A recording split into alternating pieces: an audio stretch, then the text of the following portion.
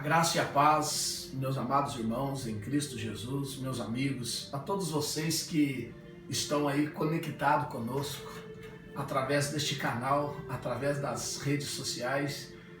Lembrando que eu sou o pastor Sérgio Diniz, do projeto Missão Cairóis, Itajubá, Minas Gerais. Estamos aqui na Geraldino Campista, no bairro Vila Podes, no número 423.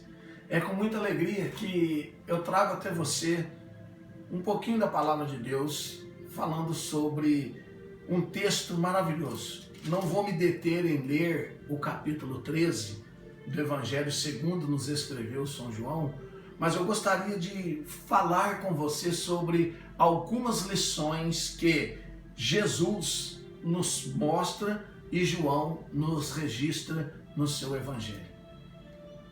Essas lições que nós tiramos aqui do capítulo 13, como eu disse, não vou ler o capítulo 13, são mais de 30 versículos, tomariam um bom tempo nosso. Mas eu convido você a ler em casa, no momento de tranquilidade, o capítulo 13. E nós vamos falar de algumas lições aqui.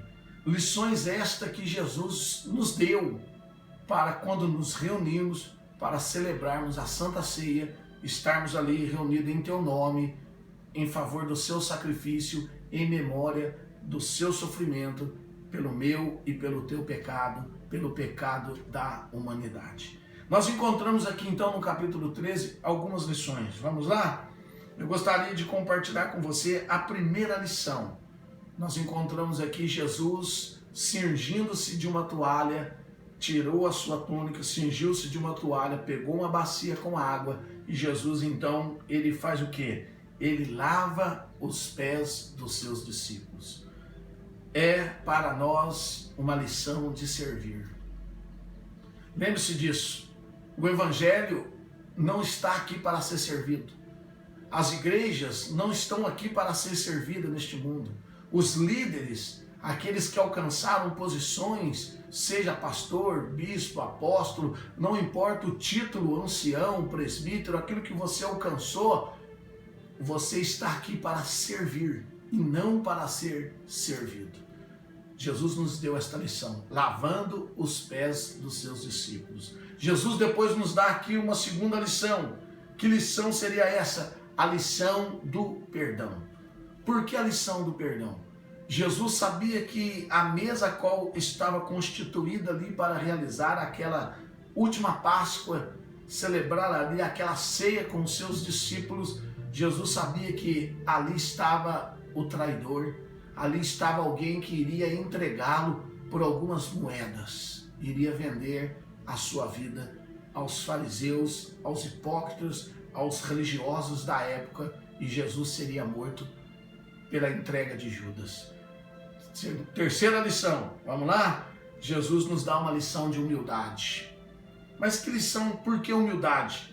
Capítulo 13, versículo 13 e 14, Jesus disse: Vós me chamai mestre e senhor, e eu dizei bem, porque eu o sou. E eu, sendo senhor e mestre, lavei os pés de vocês. Que lição de humildade, irmãos.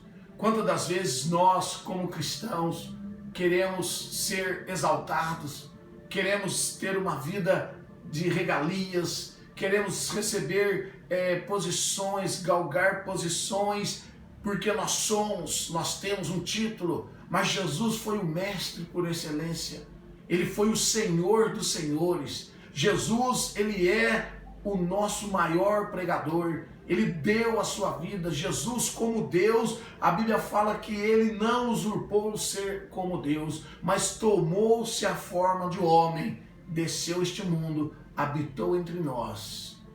Ele nos deu uma lição de humildade. Vamos para a quarta lição. Nós encontramos aqui a lição de unidade. Mas por que unidade? Porque Jesus uniu e reuniu os seus discípulos, sabendo que ali no meio deles estavam ali, uns tinham algo contra o outro. Tiago e João queriam posições, queriam se assentar ao lado do trono de Jesus. Estava ali Pedro com afoito, um homem muito exaltado, E Jesus então coloca Pedro, Judas ao seu lado. Jesus molha o pão no vinho, coloca na boca de Judas, o traidor. Pedro negaria. Olha bem, Tomé, o incrédulo. Quantos homens estavam ali? Filipe não sabia, não conhecia ainda Jesus. Ele disse: Senhor, estamos há tanto tempo convosco, mostra-nos o Pai. Estava com Jesus e não o conhecia. Veja bem, Natanael duvidou que poderia vir alguma coisa boa das terras que Jesus nasceu. Então veja que Jesus nos dá um exemplo de unidade. Porque para nós unidade é aqueles que estão no nosso convívio, é aqueles que frequentam a nossa igreja. É muito fácil ser unido, ter comunhão com aquelas pessoas que se assentam com você, que têm a sua ideologia, o seu pensamento, a sua fé. É muito fácil vivermos em união e unidade com aqueles que professam e são aqueles que seguem e que muitas das vezes estão ligados conosco no mesmo pensamento. Mas Jesus nos dá um exemplo de unidade. Não importa a placa, a denominação, a sua cultura, o seu estudo, não importa. O que importa nesse momento é a unidade. Jesus nos chamou para nos unir, para mostrar que a igreja ela é o corpo de Cristo, é a unidade. O apóstolo São Paulo escreve: somos o corpo de Cristo, a unidade. Nós tiramos o exemplo na Santa Ceia. Nós tiramos aqui o quinto exemplo: coragem. Jesus usou de coragem. Jesus sabia que estava chegando o final ali, o seu momento na terra, em que ele se daria e se entregaria. Nós vamos ver que outro evangelista relata que após Jesus reunir com seus discípulos e tendo cantado um hino, ele foi para os montes das oliveiras orar. Porque ele sabia que estava chegando o momento da crucificação, o momento da dor, o momento da entrega. E Jesus então agiu com coragem. Jesus demonstrou ali a coragem, ele demonstrou ali o serviço, a humildade, ele demonstrou ali o perdão, ele demonstrou ali o amor, porque nós temos uma lição de amor que Jesus diz assim: olha, vocês devem amar o outro para que vocês sejam considerados os meus discípulos. E Jesus, então, no primeiro versículo do capítulo 3, você já encontra Jesus dizendo assim: e eu os amei até o fim.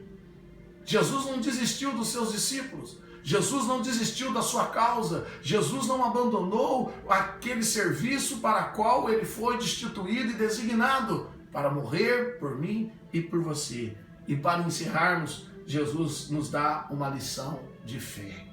Por que uma lição de fé? Porque a Santa Ceia é uma lição de fé.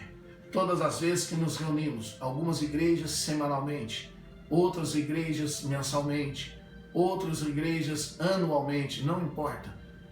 Não importa a distância, o período, não importa com qual frequência você se une com a sua igreja para celebrar a Santa Ceia, a unidade do corpo de Cristo. Não importa, mas o que importa é que você precisa ter fé para isso. Porque ali estarão pessoas, Jesus, o apóstolo São Paulo, melhor, falando para nós no capítulo 11 da sua carta aos Coríntios, ele fala: é no meio de vós muitos doentes, muitos que dormem e alguns que já morreram. Por quê? Porque estão ali em pecados, fora da unidade do corpo, estão ali sem fé, estão ali por um hábito somente, por uma demonstração, para que não seja julgado, para que não seja de alguma forma examinado por outros. Mas a palavra de Deus, o apóstolo São Paulo nos diz assim: examine-se o homem a si mesmo e assim coma e beba do corpo do Senhor. Veja bem, é uma atitude de fé. Eu poderia, você poderia, talvez a humanidade poderia, com os nossos pecados, com as nossas falhas, com as nossas incredulidades, com as nossas imperfeições, nós não seríamos dignos. A verdade é essa. Não seríamos capazes. Mas quando Jesus deu o seu corpo, o seu sangue derramou por nós, ele nos tornou digno e ele disse: todas as vezes que vos reunir para comer e beber, façam isso com fé, em memória de mim. Que neste momento você possa tomar essa palavra, tirar essas lições para a sua vida.